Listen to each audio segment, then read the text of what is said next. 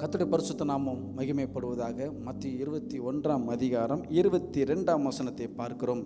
மேலும் நீங்கள் விசுவாசம் உள்ளவர்களாய் ஜெபத்திலே எவைகளை கேட்பீர்களோ அவைகளை பெறுவீர்கள் என்றார்.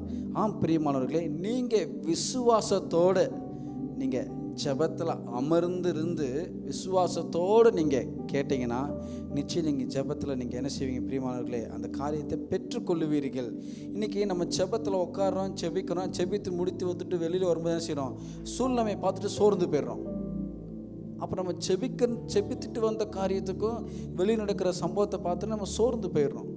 ஆனால் வசனம் சொல்லுது அழகா, விசுவாசம் உள்ளவர்களாய் நீங்கள் எவைகளை ஜெபத்தில் கேட்பீர்களோ அவைகளை பெற்றுக்கொண்டோமோ என்று சொல்லி விசுவாசிங்க.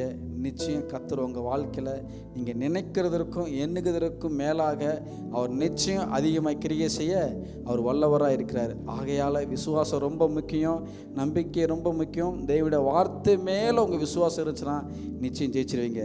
ஆமேன். அல்லேலூயா. கர்த்தர் உங்களை ஆசீர்வதிப்பாராக. ஆமேன்.